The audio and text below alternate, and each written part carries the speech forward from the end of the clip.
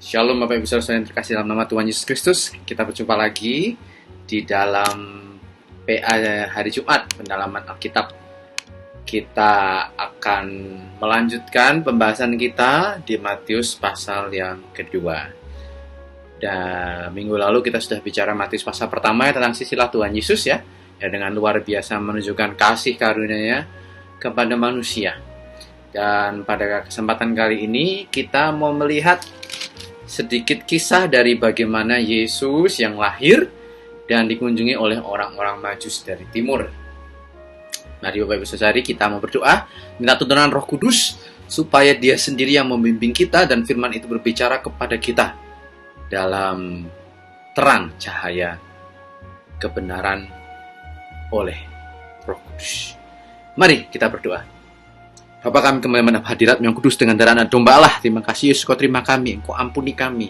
Terima kasih kesempatan demi kesempatan kami dapat berkumpul bersama. Tuhan, kami tahu kami rindu bertemu muka dengan muka bersama saudara-saudara seiman. Tetapi toh di dalam keadaan seperti ini Engkau juga hadir tengah-tengah kami. Amin. Dan terima kasih Tuhan. Kiranya firman-Mu yang hidup, yang kekal itu memberkati kami dan nama-Mu dipermuliakan. Kami siap Tuhan diberkati. Kami siap, buka telinga hati kami, lembutkanlah hati kami di dalam nama Yesus. Haleluya, haleluya, amin. Mari kita buka Bapak Ibu Saudari di Matius pasal yang kedua. Perikop dari judul perikop yang diberikan oleh LAI adalah orang-orang Majus dari timur. Tapi sebelumnya saya mau bertanya, apa kabar? Bagaimana kabarnya Bapak Ibu Saudari? Beberapa hari yang lalu kami melihat beberapa orang berjalan ke sana kemari ya di tengah kota tanpa pakai masker gitu. Di satu sisi orang mungkin dapat memahami bahwa mereka bosan. Tapi di satu sisi bahwa sebetulnya keberadaan kita itu juga berpengaruh kepada kesehatan dan kepentingan orang lain. Jadi sempat ada berbagai pendapat apakah kebosanan itu membenarkan kita untuk keluar dan istilahnya mengusir penat dan stres. Iya, bisa. Benar sekali. Kita perlu keluar, perlu bersosialisasi pasti. Tapi juga satu sisi kita punya tanggung jawab untuk taat kepada pemerintah sebagai wakil Tuhan sesuai kata firman Tuhan. Dan untuk menjaga kesejahteraan kota di mana kita tinggal. Salah satunya adalah menuruti pemerintah. Nah, Bapak Ibu Saudari, di sini kelahiran Yesus sebagai seorang raja atas semesta, raja anak Allah yang maha tinggi, berhadapan langsung dengan raja dunia, yaitu Raja Fasik Herodes. Dan Bapak Ibu Saudari, dalam suatu kepemimpinan dunia, kalau ada satu raja dan kemudian ada calon atau seseorang yang lain mulai menunjukkan taringnya, biasanya raja yang baik akan melihat. Tetapi umumnya di dunia ini rajanya tidak ada yang baik. Itu dianggap sebagai suatu persaingan. Dan inilah yang dilakukan Herodes.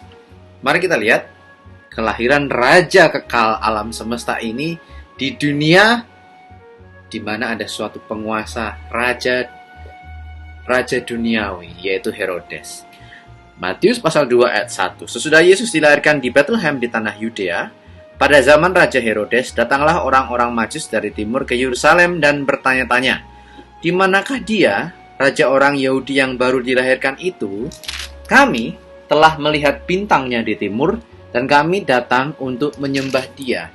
Bapak Ibu Saudara-saudari, jadi orang-orang Majus ini sudah ada berbagai penafsiran tradisional. Sebenarnya siapakah orang Majus ini? Ada yang berasal timur, seperti ada kesan mereka itu dari tanah-tanah Arab gitu ya. Tapi kita tidak tahu persis. Tapi Bapak Ibu Saudara-saudari, ayat 2 ini berkata bahwa kami telah melihat bintangnya. Bapak Ibu perlu tahu, di timur, di wilayah timur, bangsa-bangsa pada zaman dulu seperti Cina, Persia, itu sangat sering mengamati bintang. Dan waktu itu mereka tidak kenal siapa itu Tuhan Allah. Tapi biasanya bintang-bintang itu mengindikasikan sesuatu. Dan Tuhan memakai ilmu perbintangan, astronomi juga, untuk menunjukkan ada seorang raja, raja sejati, raja yang menguasai semesta, yang maha tinggi, itu ditandakan lewat tanda-tanda dunia. Bapak Ibu Saudari perlu tahu, beberapa tahun yang lalu ditemukan dokumen-dokumen di Cina. Dokumen-dokumen itu sama persis kalau diperkirakan muncul pada waktu apa? Pada waktu zaman Yesus lahir. Jadi sebetulnya bintang itu yang dilihat oleh orang-orang di Timur Tengah dari mana, itu tercatat di Cina. Ya, saya lupa dinastinya apa. Seperti itu, tapi ada dokumennya. Ya mereka bingung, ini bintang apa? Tidak pernah lihat seperti ini. Ya mungkin kalau dari Cina mau ke Yudea, Israel kejauhan ya. Jadi kemungkinan mereka ini ada di tengah-tengah timur saja. Tapi pada waktu itu agamanya belum ada agama monoteisme ya. Biasanya politeis. Jadi kemungkinan mereka menyembah dewa-dewi tertentu. Atau panteisme.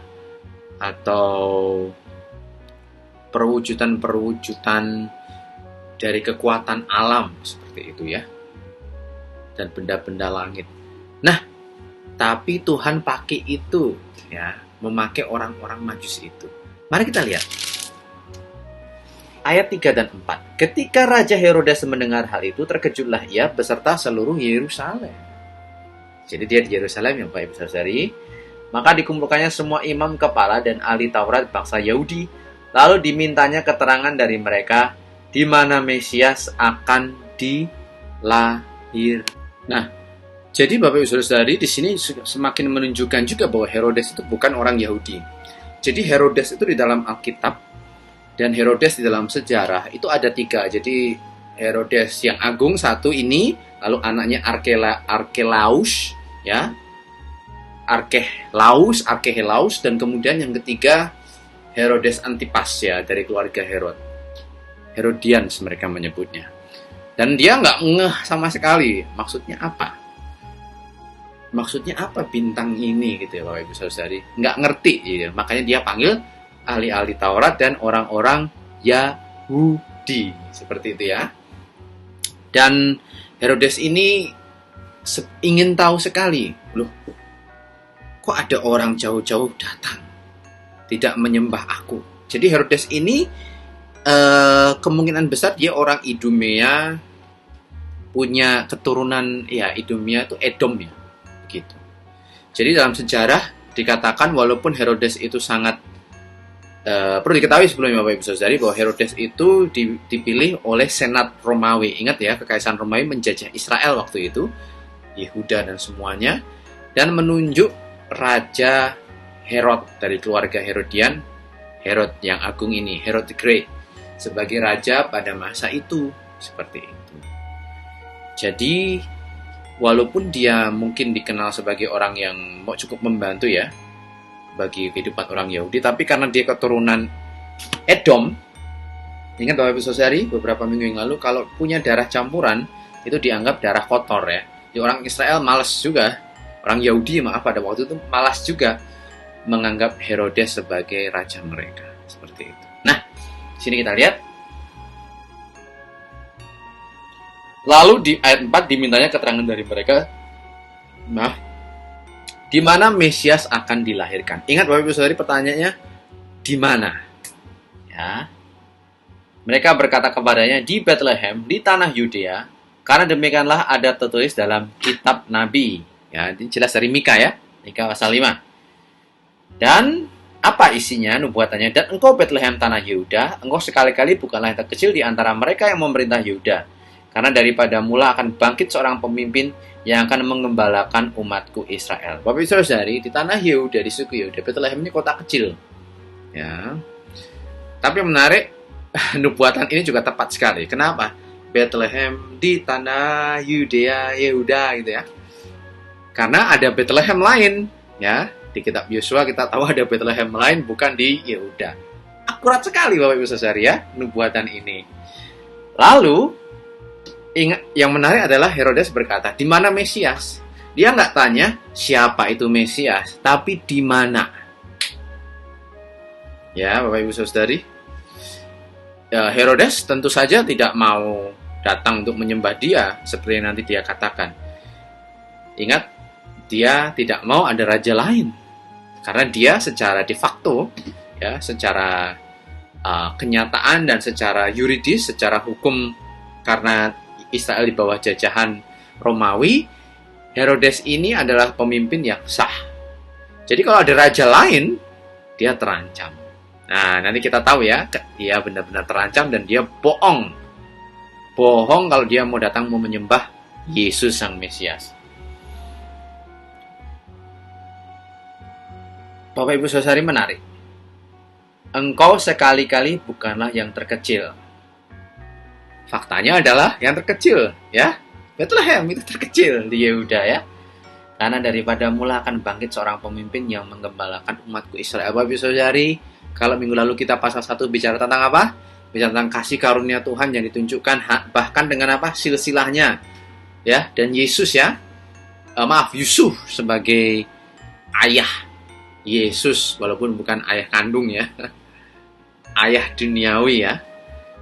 Karena dikandung oleh Roh Kudus, Yusuf orang yang taat dan suci hatinya, bersih hatinya, tidak mau menceraikan Maria, ya, tidak mau membuat malu Maria.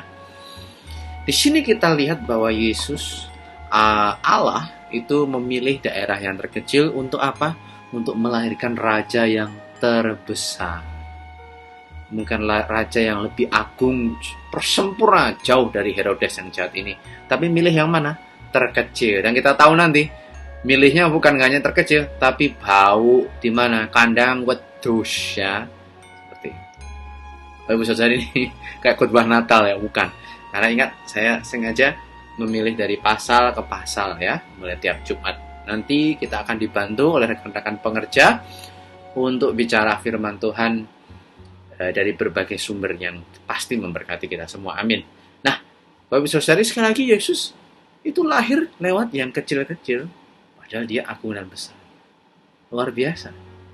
Ya.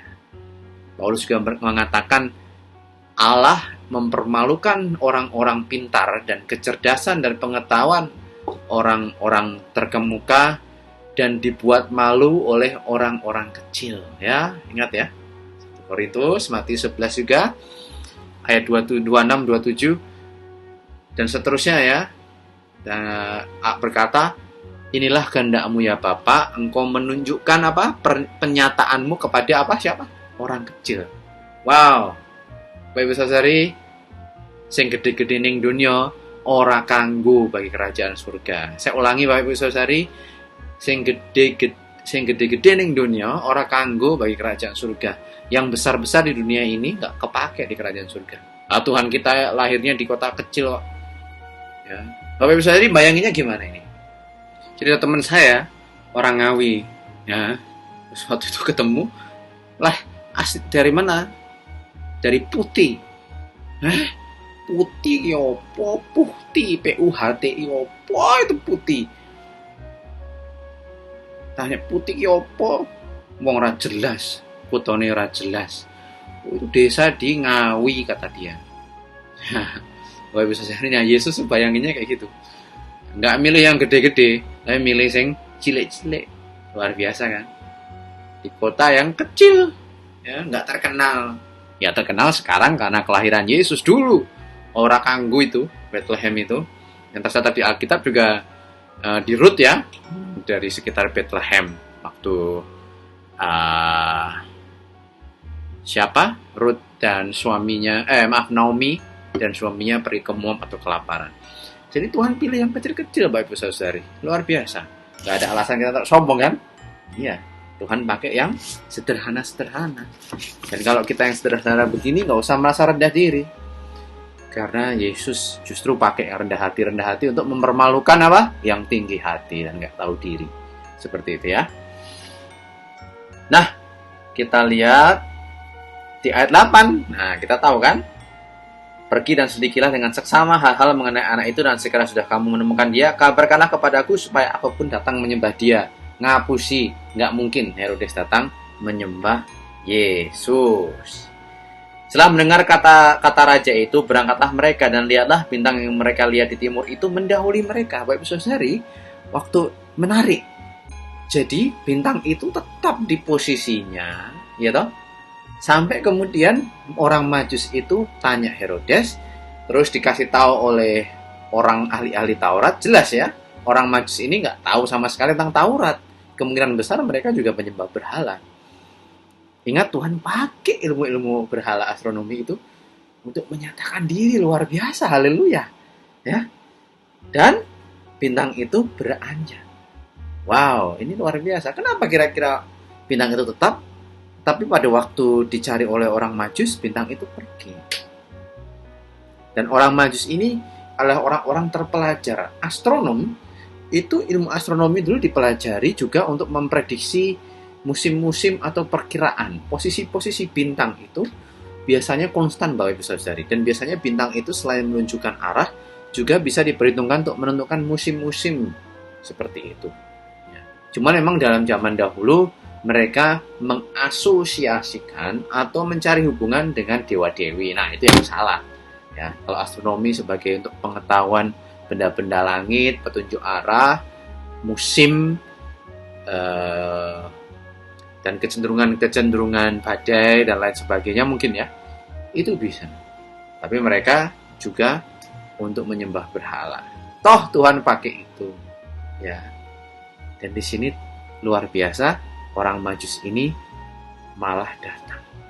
Yang menarik Bapak Ibu Saudari, orang Cina pun melihat bintang ini lain dari yang lainnya Bapak Ibu Saudari. Ini mereka menafsirkannya, oh ini akan lahir seorang yang luar biasa, seorang raja. Dan orang Majus pun begitu.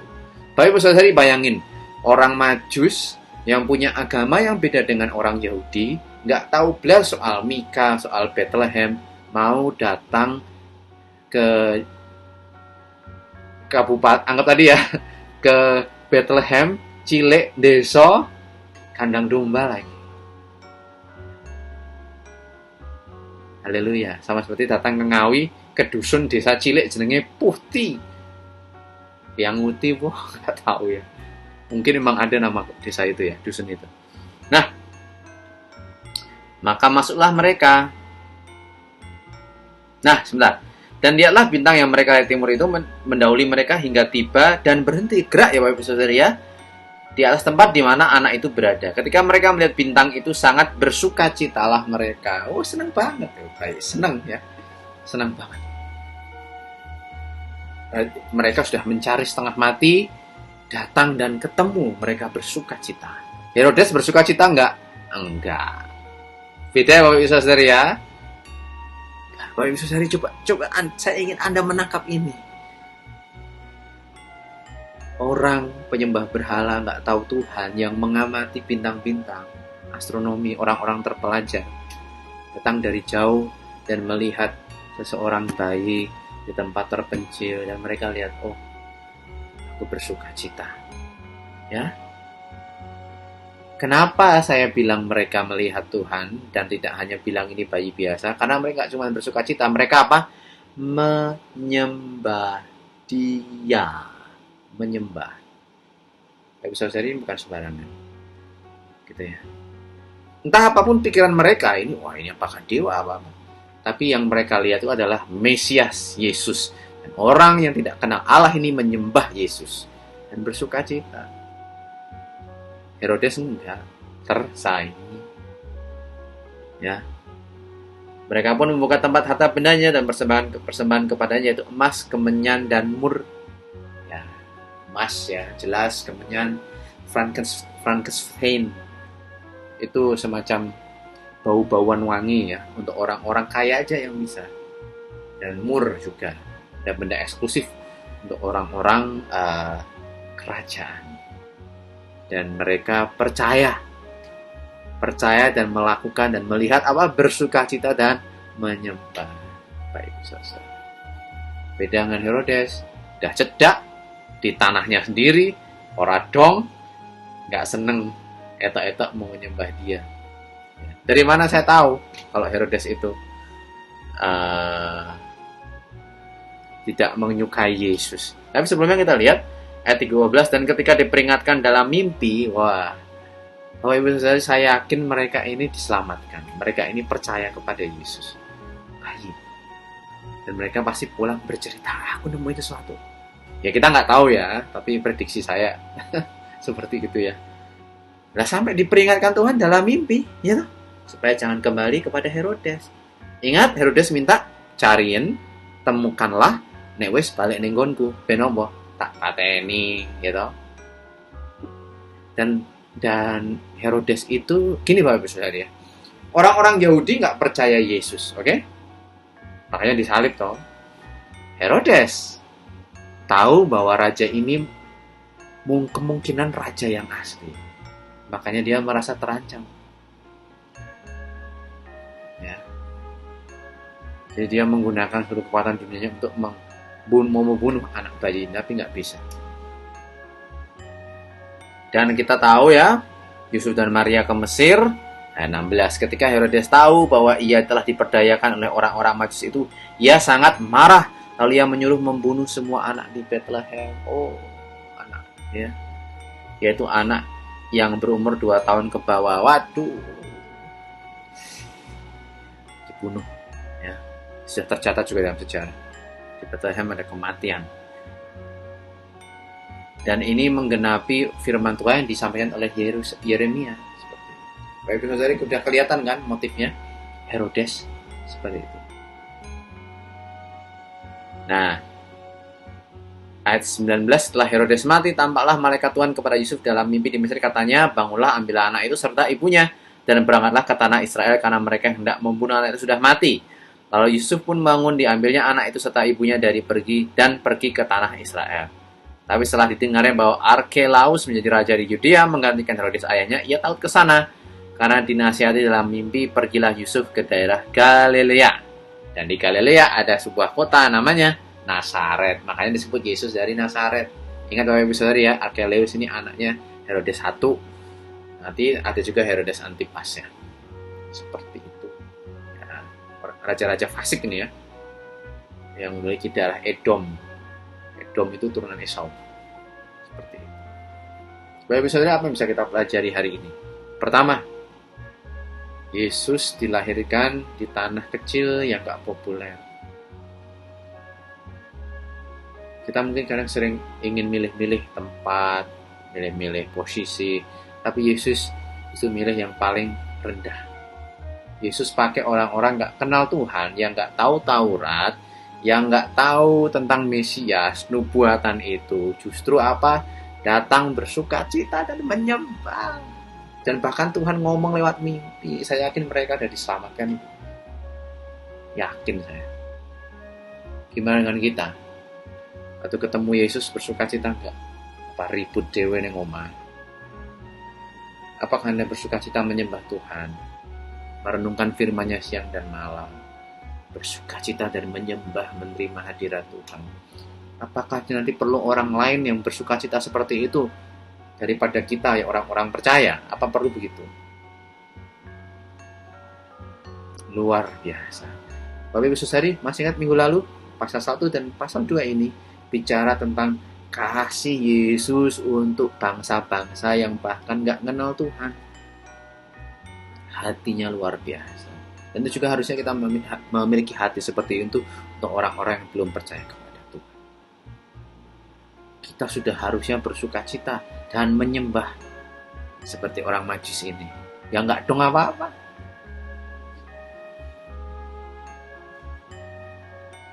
Masih ingat dalam salah satu nubuatannya Yesus perkataannya berkata, waktunya akan tiba ya, terutama pada waktu apa? Ada jenderal pasukan ya, centurion ya. Centurion itu kalau di dalam legionari Romawi, pasukan perang Romawi, itu posisinya memimpin sekitar berapa ya? Mungkin sekitar di bawah Gladius ya, di bawah jenderal gitu. Nah, centurion ini termasuk tinggi pangkatnya. Dia percaya, ngomong saja Tuhan, nanti hambaku akan sembuh. Nah, Yesus waktu itu bilang apa? Waktunya akan tiba, akan ada orang datang dari timur barat, menggantikan orang-orang Israel duduk di mana? Duduk di meja makan dengan Abraham. Wah, itu sindiran keras, itu sindiran garis keras Yesus buat apa? Orang Israel Yahudi yang mengaku percaya, tapi nggak suka cita, nggak rindu dan mencari Tuhan. Apakah kita juga seperti itu? Tidak cari Tuhan tiap hari atau ribut, why? Carilah Tuhan selama dia masih bisa ditemukan. Jangan sampai kalah sama orang-orang yang nggak percaya.